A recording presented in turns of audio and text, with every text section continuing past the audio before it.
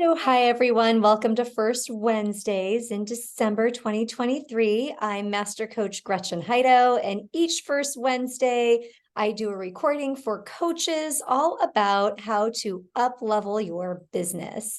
This is a community meant for coaches to help you to get tips and to have conversations all about the better ways to be able to find clients and to be in your professional self.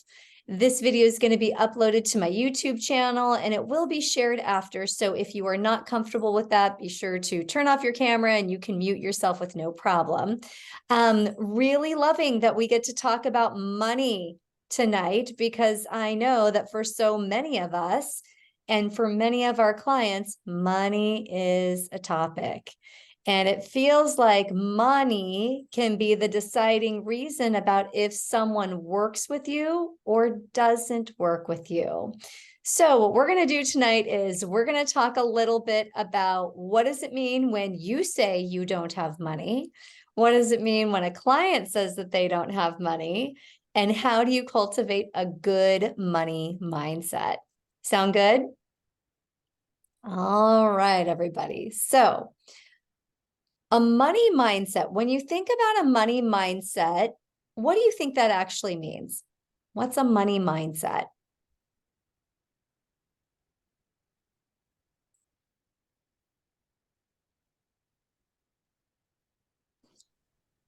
The way you think about money, your beliefs about its impact and value, Mm, limitations, opportunities. yeah, yeah, good. Mark, you have anything you want to add to that? Yeah.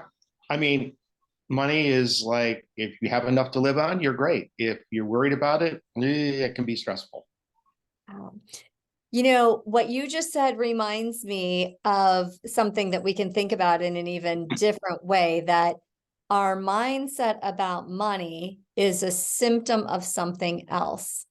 And for everyone, the something else could be different. Sometimes it's that your job doesn't pay enough money. Sometimes it's that the way that you were brought up tells you that you're not allowed to ask for money, but it's a symptom. The way that we think about money and the way that we interact with money is a symptom usually of something bigger. And hi, Rebecca, thanks for joining us. Yeah. So as we talk about this tonight, what I want you to be thinking about, what drives you with money?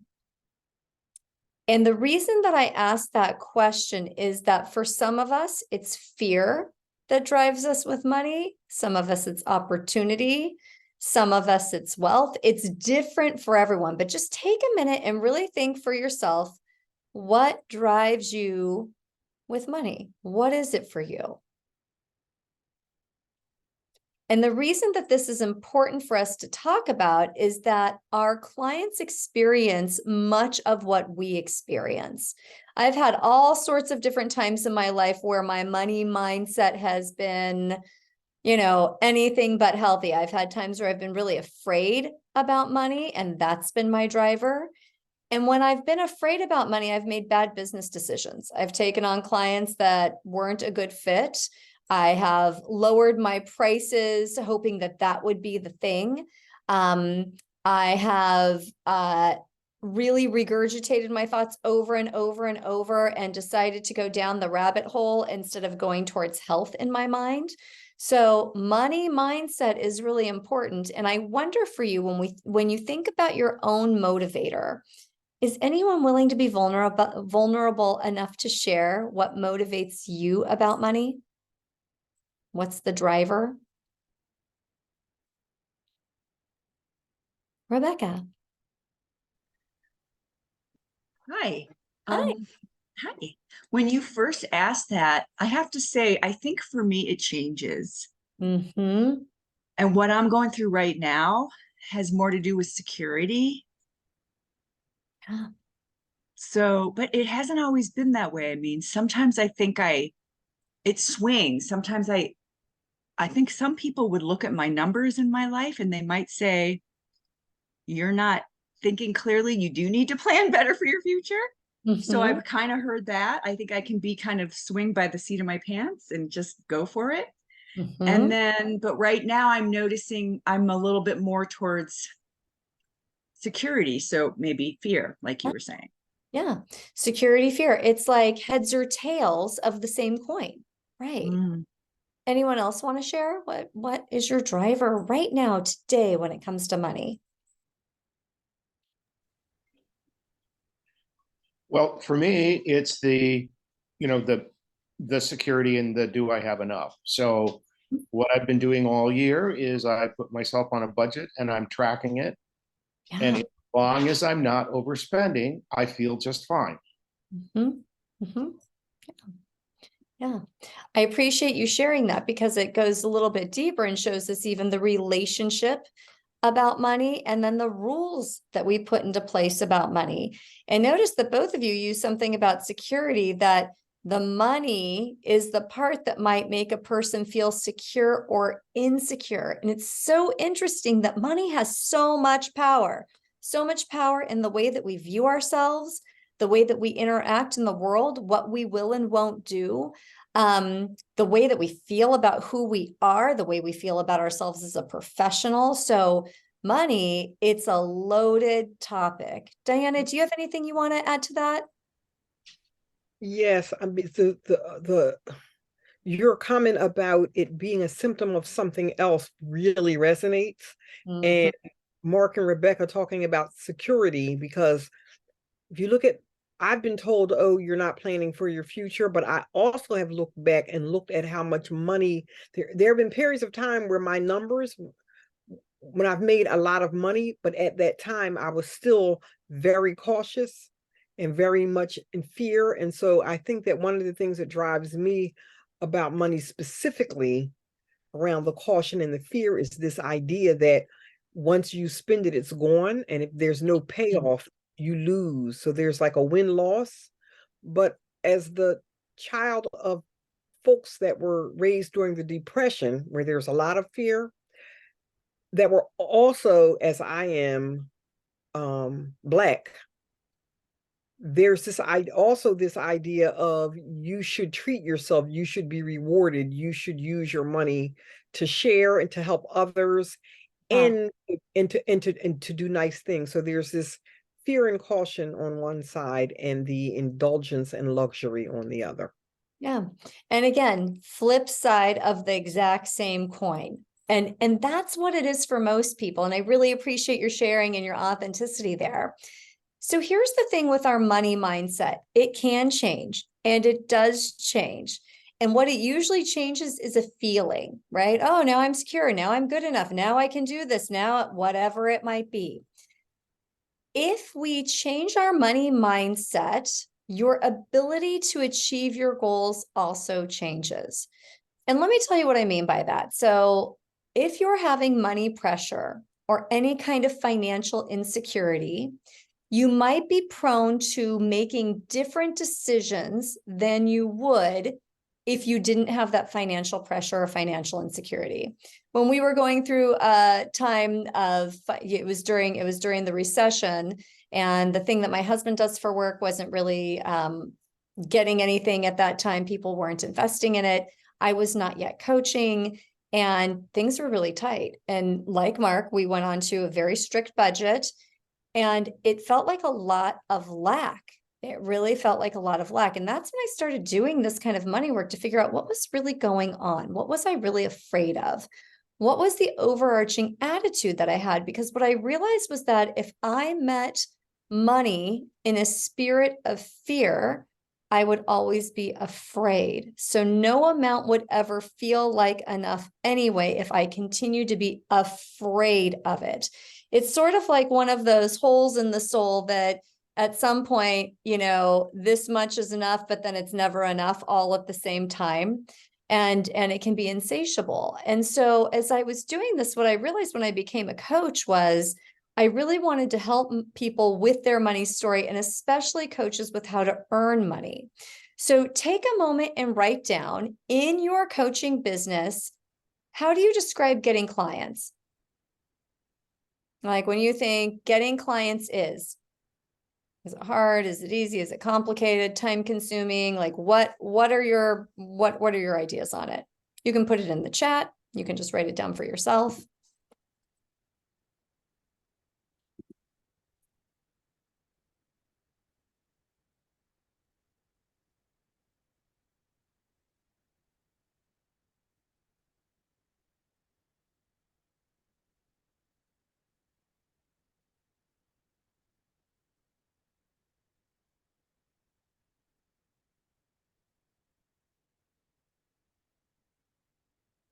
Everybody have a few? All right. We're going to share because that's what's going to make this so rich. So who wants to go first?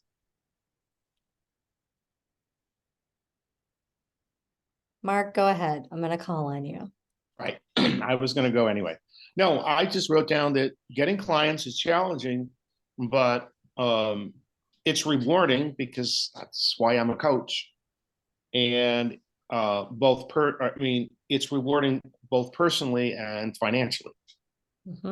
So underline challenging and rewarding. Diana, what about you? Getting clients is time consuming, a mystery, salesy, blech.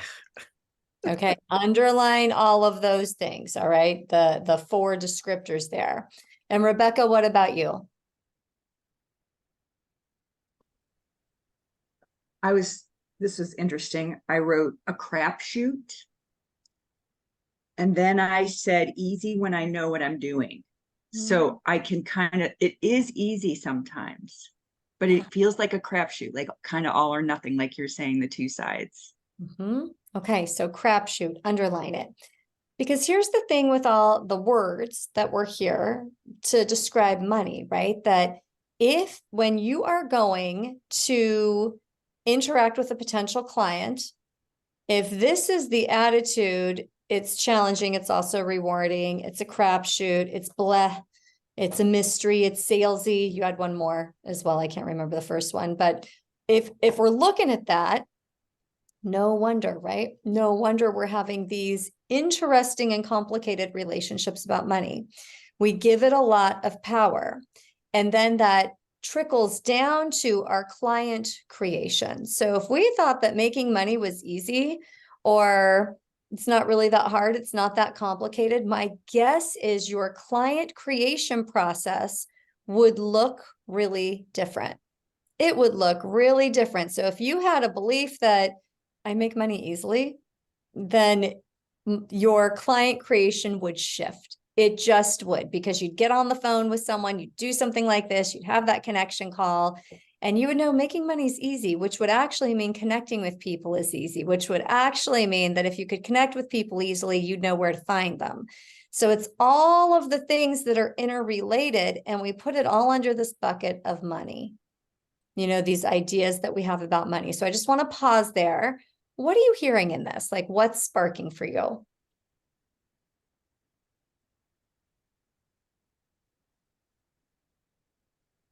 Well, I can speak to that truth that when I'm in a mindset that I can make money easily, I can see how it's all connected, because I feel that on the days when feels easier to connect with people. I happen to be in a transition right now in terms of knowing what I do. And so that is also affecting this to some degree. It's like throwing right? Because everything was spinning, and it's like throwing a stick into it, you know? So are you saying then, for all of us here, that what I think I hear you saying is that it's really just about getting back to that greater belief?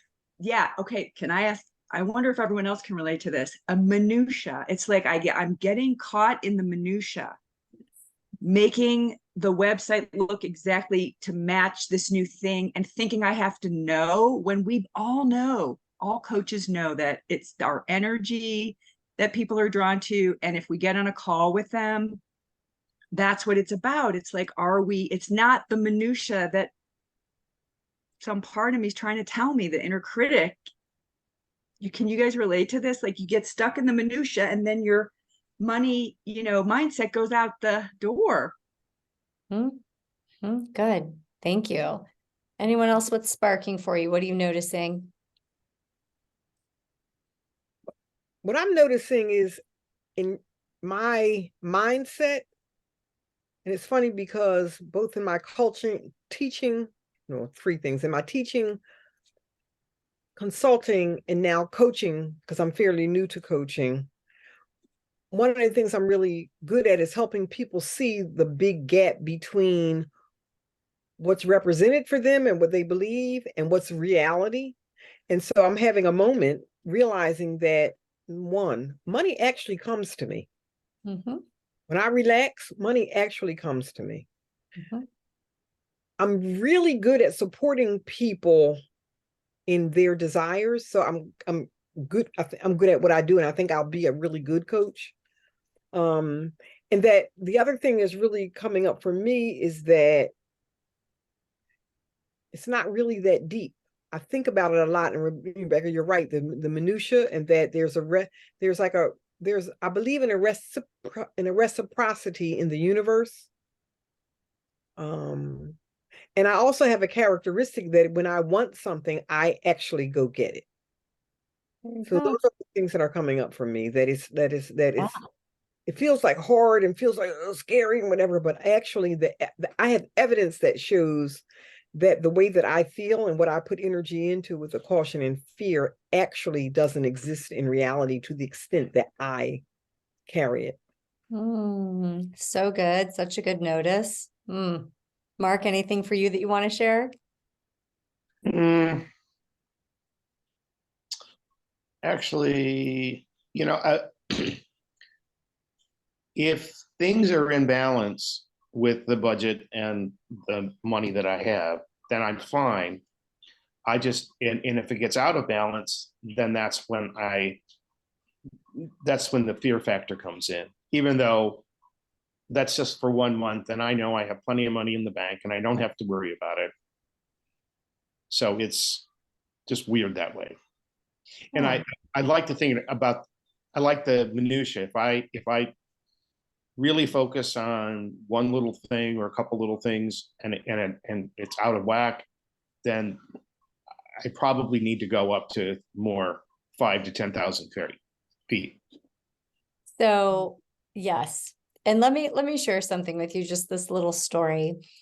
There was a lady, and she's a pretty big mindset coach. She really, really knows all about staying in the positive and not following, her thoughts and all of this. Well, she was on a hike in the desert and she went by herself. She knew that she should have taken a partner, but she just was out and she wanted to go on this hike. And she's on the hike, and there's this one very poisonous snake that is known in the desert. And there it was. There it was. And she's by herself, and they strike really fast. That's the other part of it. And she did not know what to do. She had feelings of terror. She was worried. She was trying to strategize. She, scared. All of the things, the body sensations, the mind sensations, the what am I going to do sensations, and she had herself in a panic. And then she realized it was a piece of rope. It was a piece of rope. And her body had to relax. Her mind had to relax, but she still wanted to follow the thoughts as if it was a snake. And many times our ideas about money and other things are like the snake, right? It's the snake when really what we're dealing with is a rope and it can't hurt us or harm us in any way.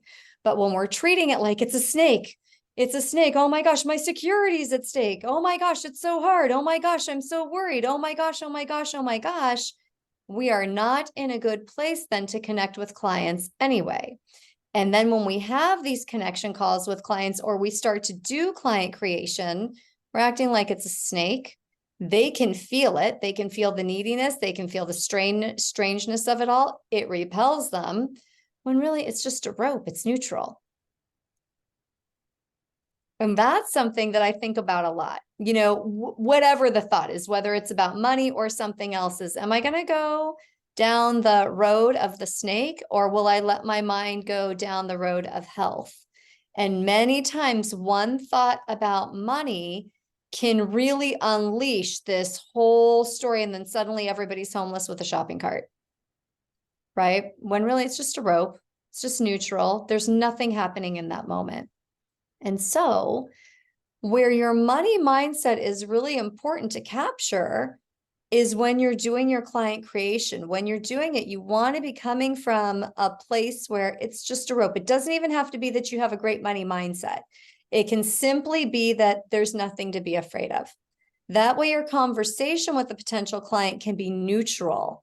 And it isn't such a mixed bag of heightened, like, I really need this. This will mean that I'm a real coach. This means that I can pay my mortgage or my rent. This means this means that. That no, you're focused on the conversation at hand instead of the money that you're hoping will come.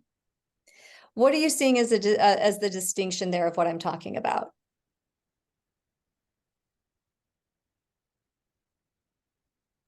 For anyone, like, what is there something that's coming through or illuminating for you?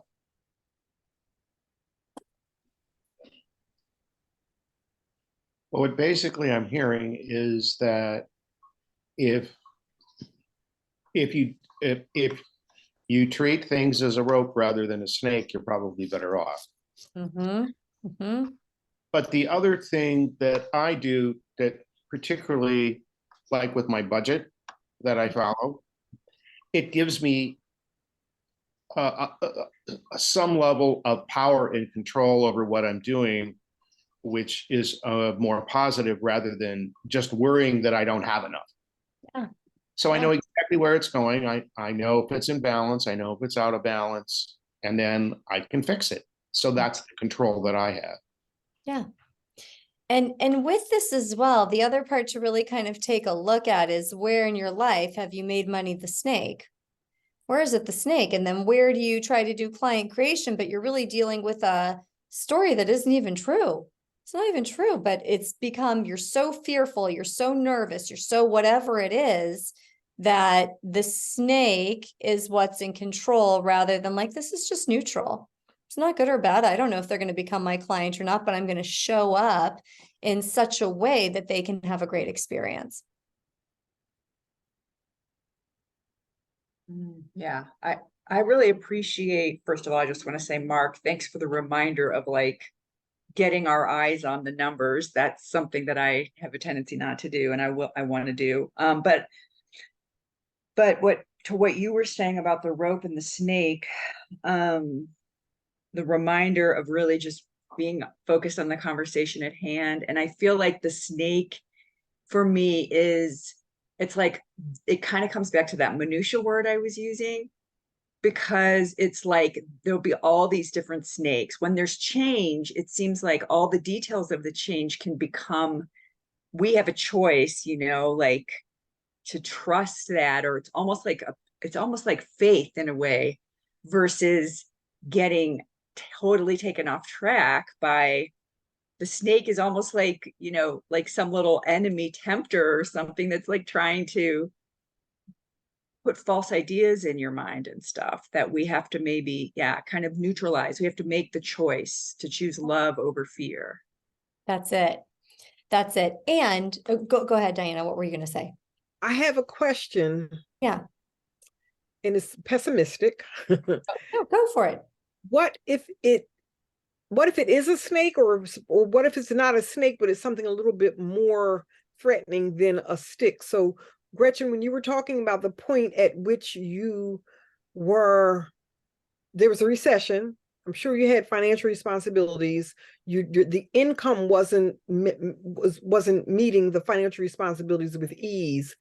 At that point, I feel like anything that you do to bring in money is not neutral, because when you invest your time, my idea is that anytime you are engaging with any client, you can't bring all of that in at the same time. You have to realize that that is neutral and that it's not a loss. It's just not a gain.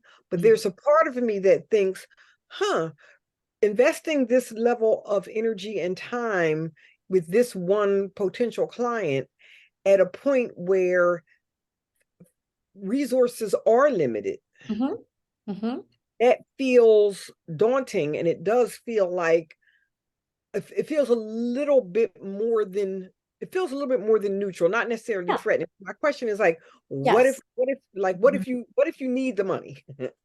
Good question. And right, who on this call doesn't need the money? You know, like we all need the money. It's just the truth. So here's the thing, and I love that you brought this up. It's exactly where I was going next. With the money, when you think of it this way, that if you are really jacked up in your mind with it, it's the snake, we can't get creative. We can only be reactive in our thinking. And the reactive actions are often not our best actions or solutions to our need for money.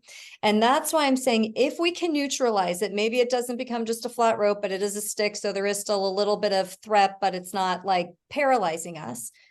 You just want to be able to neutralize it, to ask yourself, what's the most creative action I can take? What would my most creative opportunity be to earn money? What would the most exciting way to be? And then also what's right in front of me? Because so many times when we are worried about money, we can't see what's right in front of us. All we can see is what we can no longer do. Well, now I can't go out to eat. Well, now I have to cancel the gym membership. Well, now whatever, whatever the list of things might be. And we're taking things away instead of getting creative. And what might we add? What might we add? What might be something that could astonish a potential client rather than going there fear-based with, you know what? I am prepared to give them 50% off. I haven't even spoken to them yet, but I need this, and 50% would be better than no percent. Instead of getting really creative in the conversation of what do they need that would be fun and exciting and engaging for them. And so, Diana, does that answer your question a little bit about what do you do when it's a real need? Yes, get creative and Yes. leverage and leverage in ways that aren't heavy-handed or unethical. And I think that meeting the need, and see, for me, that is not the blecky salesy. It's the we each have a need. We each can All of us support each other. Yes. Mm-hmm. Yeah. Here's something I'm going to share too. When I started my Coaching for Coaches group, I started it during COVID. I mean, I don't know about you guys, but COVID was a rocky time, right? People were very afraid. Everyone had a lot of fear running through them about health, about were they going to make it, like just everything, and money. So there were so many different factors. I got really creative at the time and thought, what does my community need? And that's where I started Coaching for Coaches. Then out of that, what I realized was, you know what, there's some coaches who actually want to take their businesses to another level. And I know something about that. So the first thing I did creatively, just from doing the free group, was I had a subscription group. And people could join and they could leave just a month at a time. And it was very low cost, but it met a need. And then I realized that there were some coaches who needed even more than that. They needed more structure. They needed more of a program. And so out of that creativity, based on a need that I got, because I was open to it, I created Stairway to Six. And Stairway to Six has become one of my signature programs for coaches to really help them with what it is that they might need in order to build a successful business. But if I had gone to that conversation, and just stayed in my fear of, wow, my husband, because he's in events, there's going to be 0 events during COVID. There were no events during COVID. It's all on me. I have to freaking figure this out. Our income is now half. Oh, bad word. What am I going to do? Like the whole thing, really. I wouldn't have been able to create any of this. But instead, what I did is sometimes what I will do is separate the fear and I just put it aside. I can pick it back up, but for the moment when I'm trying to be creative, it's like, okay, yep, I do have all those fears. And just for this next 15 minutes while I brainstorm, I'm going to put the fear to the side. What's my most creative thought? What's the biggest need that I'm seeing? What might serve? And that's how I created it. Then I created my roundtable program that was another offshoot. Then I created mentoring some coaches, like all of these things, all because of a very scary time in the world. And so when we get into creation rather than reaction, it again shifts the money mindset. But if I would have stayed in the paralyzation and fear of it all, I don't really know where my family would be right now or where my business would have been had I followed the thought of the snake. It's so terrible. It's this. And to your point, there was a real need. I did need to get some money coming through the door at a different level than I had been because of what was happening financially in the home. And and I had enough training at that point, knowing that this is what we do with our clients as coaches. How can I help myself think of the most creative thought, the most creative action?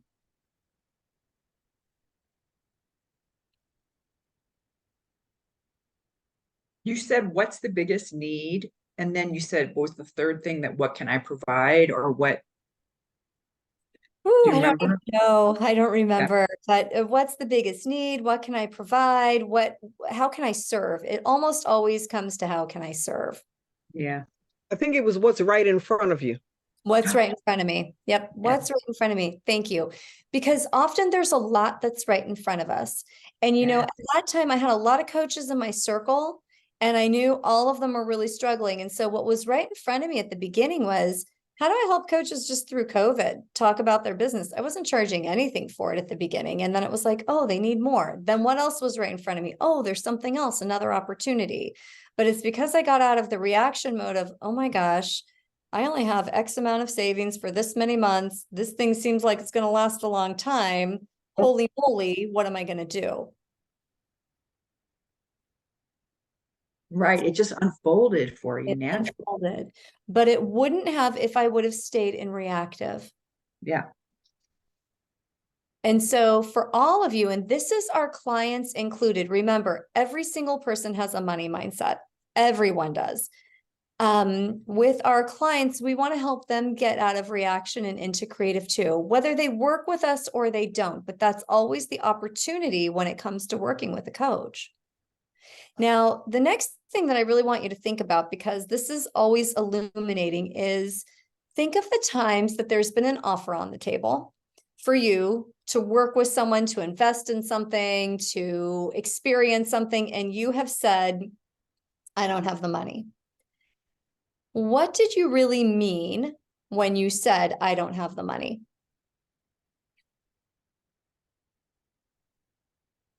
Mhm. Can you repeat that?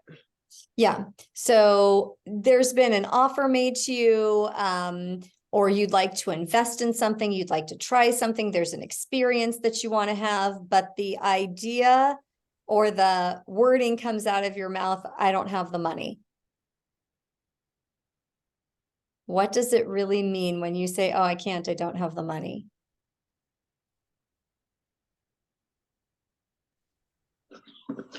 So I've had that experience lately. And my financial advisor is trying to figure out a strategy long-term. And one of the things we're looking at is these weird annuities. And it's not that I don't have the money to put in it.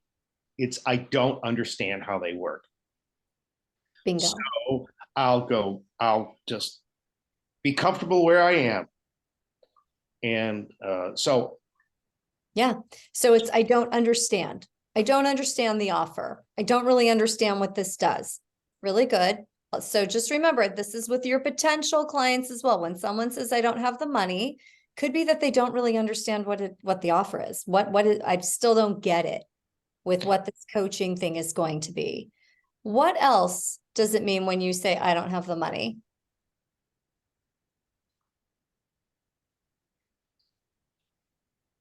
Doesn't it kind of depend on the circumstance? It could, but think of your go-to. For me, if I say I don't have the money, what it really means is I don't want to do that. And it's a polite way to get the person to leave you alone, because people don't usually push back if someone says, I don't have the money. We've been taught that it's very rude, and we definitely have been taught, like, you do not get in there with someone about their finances unless you're their financial advisor, then you better do it. But other than that, that's a fence. Oh no, I don't have the money. People back off. And for me, if I'm going to say something like that, it's, I don't want to do it. And I don't want to tell the person I don't want to do it. I don't want to do it. So you've never experienced the other, because I know for me, there's things I would like to do that I'm pausing just to Mhm. be sure, that whether I should Yeah. invest. It doesn't Well, mean I don't want to. 100% I've had that. But when I'm thinking of my go-to of what it means for me, if I say I don't have the money, it almost always is, yeah, I'm not very interested in that. I don't want to do it. I don't like that person that much. I don't think the program's that great. Whatever it is, but it's like a stop in the conversation for me. And so do you suggest that because I've have another coach that I've heard her say, that you get in there with them and say, well, can you tell me more, like what's really going on? Or you just said that you wanted these things and Yeah, let's pause on that and talk about that in just a second. That's what I'm going to follow this with, but I really want you to think about for you, because it's important. What does your I don't have the money mean? For Mark, it means I don't understand. I don't get it. Mhm. For me, it's is it worth it? And it's not about the value of what's being offered. Usually by the time I'm in that conversation, I don't doubt that what is being offered has value. Mhm. Is the opportunity cost, is the financial cost have worth enough to me to make that kind of investment? Because typically it's competing with something else. If it's a Yep. household furnishing, if it's something for the house, if it's paying a coach, all the Yep. things that I know that I need, usually it's because resources are limited and in my mind, I can only do one, Mhm. and I'm not convinced that that particular thing is the thing that is going to serve me, That's it. identified as my needs right then. So it has to do with worth and value, not, oh, this is cheaper, what you're offering isn't good enough. It has to do with the, I don't know. Yeah. resources, you said, yeah, what your actual resources. Yeah. And I really hear that too. So what you're saying is it's like on your values ladder. What do you need right now in this moment? Sometimes if I say no to something, I don't have the money, it's because I want to do a vacation instead. And many things are the same price as a good vacation. And I'd really rather go on a good vacation than do this thing that, yeah, I need it, but it doesn't feel highest priority. And so just know that I don't have the money isn't always about not having physical money. That's you. And it's almost never about that. Once in a while, it really is, once in a while, it's true. I just don't have the money. But typically if someone says, I don't have the money, they don't get it yet. They don't get it. The value for them isn't high enough, not in you, not their value in you and what they think of you as an individual, but they're not seeing the value. They haven't had enough of an experience of it. The roof, it caved in and it's going to be winter and they have to do that. There's a competing priority, but you want to find out, you really want to find out. And so if someone says, I don't have the money, you can say, I really get that. And I wouldn't expect you to make this kind of a financial decision before you've experienced coaching. We should coach. Let me gift you a session so that you can see what it is. And one of three things is going to happen. You're going to leave the session and you will have got the clarity that you need, and we'll call it a day. I might send you some resources, or you might be curious about how we work together. But it's a really good offer because you're not saying like, well, I'll coach you and then you're going to owe me $500 and then we're going to do this. And it's a bait and switch. It's just, yeah, I can really understand that about not having the money or you feeling like it's really expensive. But let's coach first. I want you to experience it. Most of the time, after someone has really experienced something, then they can make a true decision. They might still tell you, I don't have the money, just because it's like I said, a conversation ender. But you will know that it wasn't because they hadn't had the experience, and it wasn't because they didn't understand it. So what does that do to shift your money mindset with your potential clients?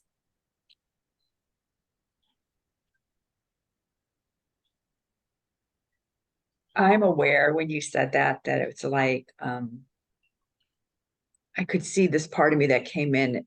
I've heard you say this before, and sometimes I notice there's doubt for some reason. about doing that, that somehow it makes perfect sense, but I don't know why it kind of triggers.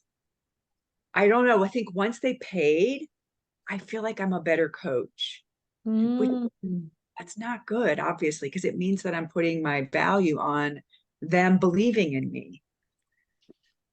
interesting. Good notice. Yeah, Yeah.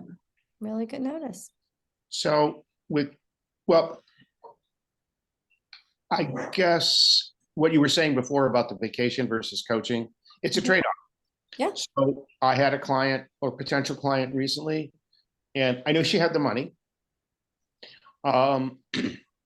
But she was trying to determine the best course. And I did coach her for, one session kind of thing. And she had applied to this other institute for business development and personal development. And that's going to take up a lot of her time. So that's where she decided to go because she got accepted to the program. It was simple as that. It wasn't about me. Mhm. It was about what was better for her. Yeah. Go ahead, Diana.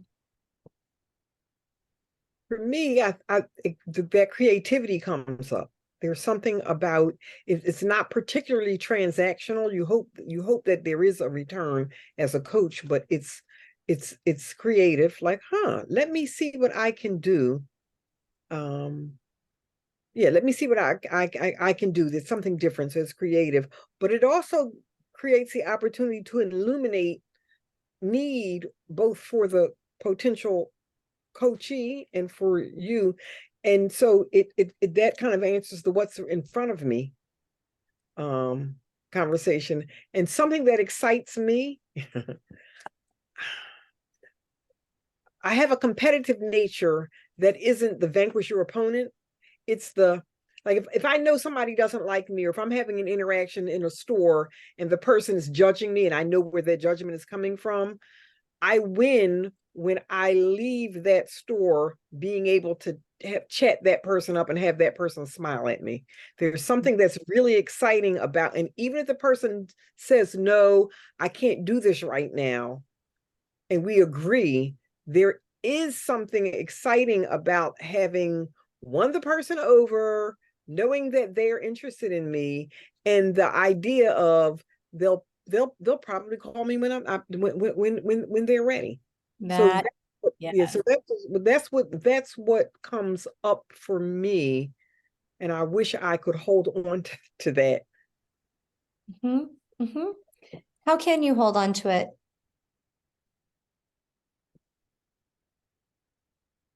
Oh, can't hear you. I think one of the ways to hold on to it and to have a reminder of it is just to understand that it's just to keep it's just a kind of something to remind me that, oh, this is an interaction like any other interaction in life. This one particular thing is not going to make me not be able to pay the mortgage. Yep. So for instance, like the example that I gave, like going into a store or having an encounter with somebody that is being rude or nasty or standoffish, this one incident does not make or break my self-esteem, and it's fun and funny to flip a switch in that person. Mm-hmm. So I think if I can apply what I do in life anyway to the coaching experience. I love that. Because here's the next thing with this is that sometimes our potential clients just aren't ready for us yet. They're just not. They're going to go and do the other thing. They're going to invest in a different type of program. They're going to get a different coach, whatever it is. But after they've met you and they've had the experience of coaching with you, a lot of times they end up coming back. I tell people too, when they say like, you're a lot of money or it's this or it's that, I'm not always the first coach that you're going to work with. I'm often not. And that's okay. That's okay. They can contact me anytime, because that's also the truth. I talk to my clients and my potential clients for years. I mean, it's just part of my nature and it's the way that I serve and I enjoy people. So that's really important. And then the thing that I want us to talk about just before we close tonight is that what you believe about money, your money mindset really determines the results you're going to have in your life about money. And this is what I mean by that. Your mindset determines the actions that you'll take or that you won't take. And those actions determine the results. So if you don't take the actions because you're afraid or you're this or you're that, or you do take the action, but you did it in kind of a weird way because of your money mindset, it's going to determine the results. And that's why it's important to focus on, okay, there's that thing that I'm calling a snake. Is it really a snake, or can I just let it be neutral? Could it just be a rope? And when you go with it like that, that's where the creativity can come. Anytime we get into that snake thinking, remember, you went into reaction mode. Your creativity cannot show up if reactivity is taking over.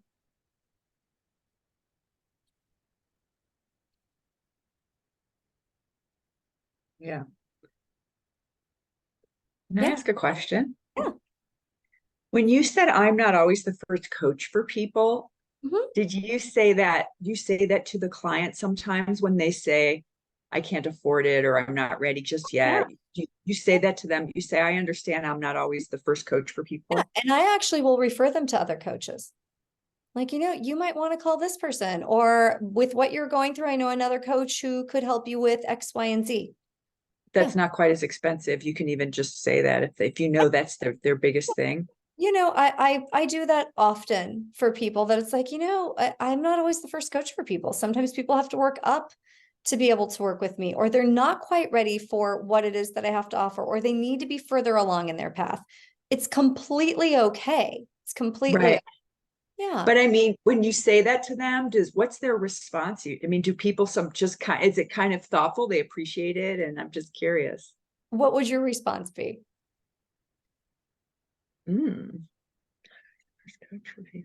I don't know what it would be. It's a very unique, probably true statement that I don't even know. It's interesting. I'd be curious to know how anybody else would think of that. Like, well, let me ask you, like, is that just because it's true? You tell them, you're just transparent? Yeah. Is that your reason for saying it? I mean, I'm really not the first coach for everybody. It's completely fine. It's completely fine. The other thing with that too is that it really releases the pressure so that we can have a great conversation. It releases this idea that they're going to talk to me and now they owe me something. I'm not always the first coach for people. We might talk on and off for years and I might not ever coach you. It's okay. Totally fine with that. That's all right. But here's the thing that I tend to find happens. They're blown away that I've said that. They're really surprised that I'm willing to give them resources. And that typically turns that thing that Diana was talking about the salesy, it really neutralizes it that, wow, this woman is not trying to sell me at all. She's really fine with whomever, and she knows some other great coaches that could coach. And then sometimes I've had people say, no, I'm going to figure out how to work with you. Because when you release it and it's like, hey, I'm completely okay either way with what your choice is, that it feels different, and even when people, like if it's a coach or an entrepreneur or someone that's going to work with me for a year, I always tell them I want them to talk to a couple of other coaches before they decide. It's a big investment. Yeah, it's a big investment of your time. It's a big investment of your finances. You really should make sure that it's the right fit.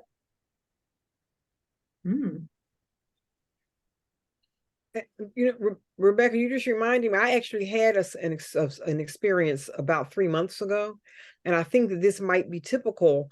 The person actually thanked me, and I didn't just come right out and say, you're not ready, but through our discussion, it was we arrived at it mutually. And after I started saying, well, you could work with this person, or here's some reading, then became clear that they really weren't ready. There was some other work that they needed to do. And they were very appreciative that I didn't just take their money. Yeah. And I needed the money, but that's not the way that I'm going to work in the world. And so they were very appreciative. And when this person has the experiences they need to experience, I have no doubt that I will work with them before 2024 is out. That's it. Beautiful. And I would appreciate that. I mean, I would appreciate it if somebody said, I mean, if, it's like if your car mechanic says you don't really need all 4 brakes, you just need 2. And then you're Now, going to give them we forever. talk about brakes. Yeah. Right. You'll go So- to him forever. because you trust them. That's the other piece of it, is that you trust them. And so you'll go to them forever. You will refer that mechanic to every single person you know. That's exactly it. And so that's the part, though, of being in creativity rather than reactivity. Rebecca, you asked something earlier about, you said that you were working with someone who maybe gave you some feedback or advice about, oh, you should really get in there and find out what it's about and this and that, what does it really mean? To a point, right? To a point, we do that. And usually for me, I will say, you're right, it is a lot of money. Please don't even think about making this kind of an investment unless you are absolutely sure. And one of my requirements is that we coach together first anyway. So I don't even know if this offer's on the table. Let's coach and see. Oh, so you do tell them the amount after the first call If they ask, if If they they- ask you. Okay. I mean, money's not like a hidden thing. I know how much I charge. All of us should know what we charge. It's not like, well, I'm still trying to figure it out. Why don't you send me your 1099 or your W-2 and then I'll let you know what I charge. It's not that. I know what I charge. And as professionals, we need to be able to have professional money conversations. But this is where this topic, it really can be taught on for a much longer session than an hour, because there's just stuff about our own beliefs about asking for money and the rules that we grew up with about what's acceptable and what's not. There's a lot of ideas about, is it okay to charge when we're in a profession where we help people as much as we do? Is it, a lot of people carry guilt around that. And should you or shouldn't you? How much is too much? And so, this is a topic to be continued. I am going to have that business building workshop in February that you're all invited to if you'd like to come. It's going to be 3 hours, and it will really help you when it comes to these pieces about building your business. It's also going to be a sneak peek of my new Stairway to Six. Mark was in one of my first renditions of the Stairway to Six, but this year we're going to do pieces that are in person and pieces that are online. And we're going to get a lot of practice. It's also not going to be over a 6-month time period this year. We're going to do it in 3 months, and it's going to be over 5 days instead. So I want to make it that it's really intense, that people are there and ready to go, but I'll drop the link for the workshop. And if it's something that's interesting to you that you want to look at, feel like you can do that. What I'd love for everyone to think about before you leave tonight is, now that we've started this money conversation, what do you want to commit to or try out in this next 30 days? Because a lot of people go to sleep in December. Coaches, entrepreneurs go to sleep. Oh, people are busy. They don't want to spend money. And they miss out on opportunities because their money mindset says, no one would want to hear from me right now. I don't know, and it really just means that they're afraid. And so for you, I'm wondering, for the next 30 days, what do you want to commit to when it comes to building your coaching practice? I'll go first. I can commit to, I offered from one of your emails, I made the decision before you offered it, but I made the decision that I was going to offer some free sessions for December for clients to actually coach them for 45 minutes instead of an hour. And 2 women signed up immediately when the email went out, and I've never met either of them, although they've been in my sphere. Oh, go ahead. Did someone say something? That's nice. That's great. I know, right? So that's pretty good. So they're on my books. And then there's another guy too from the UK who keeps telling me he doesn't have a lot of money. What I'm committing to is, I didn't hear that from him. I didn't hear that. I don't care. I don't care about those stories. I'm going to treat each of these people, since I shared already what I did, like they're already paying clients that I want to serve 100%.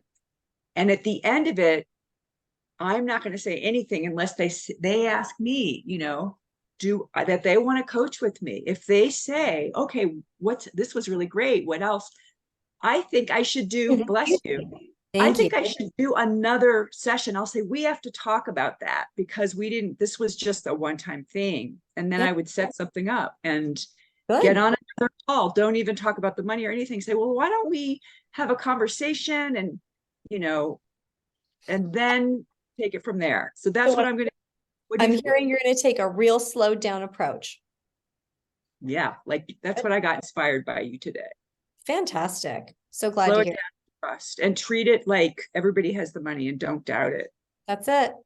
Because people pay for what they find valuable. Think of how many people end up investing in timeshares because they're on some exotic vacation. Seems like they want to go back every year. They buy the timeshare, they get home and they're like, I wish I would not have bought that stupid timeshare. I'm not going to be going back, or they want to, but they don't do it. Those sorts of things. People have boats in their driveway that they never use. So when people find something valuable, they do find the money. They do. So it's typically that they need another experience. They need to understand it more before they decide to say yes. Mark, what about you? What do you want to commit to? Well, actually, I'm already in the process of, during the holiday season, I get in front of a lot of people like most people do. Mm-hmm. So I'm going to double down on the gifting when I get around to coaching, gifting people a free coaching session so they understand what it is. Great. And it's as simple as that. And I had a presentation in front of my networking group and used the bunch of questions that you talked about from last month. And everybody in my networking group got a gift certificate to give to somebody that they think needs coaching, so they can set their goals for 2024. Fantastic. So I'm going to keep doubling down on that until the end of the year. And I've also started a little live blog thing, or little videos called A Minute with Mark. I love that. Great. So I've already done, I think, 12 of them. Mhm. And I'll just continue into the new year. Where are they, Mark? Yeah, Where Yeah. are they on Facebook? Facebook, Instagram, and LinkedIn. I started talking about resumes and stuff and tips and tricks, but Mhm. I'll be going into other areas. Good. Okay. And what about you, Diana? I'm trying to decide between doing the offer that you talked about last month, and I think it was called this, not the dimensions, the offering to someone that you've coached, offering Two levels deep. 2 levels deep. I'm thinking about doing 2 levels deep. I'm trying to decide between that and my material. People wouldn't know where to find me, and so I'm thinking that I need to work on my customer engagement materials, so that if I tell people and I have a conversation with them and they want to kind of look at what I do, I can do that. I'm not sure, but I don't know how important that is. So I don't know whether or not I'm going to do the 2 levels deep or work on my presentation. All right. Or both. Or both. Or both. Or both. Okay. All right, everybody, you can stand for the and during this holiday season. It doesn't have to be one or the other. And remember, when you start to think that it's a snake, it's just a rope or a stick.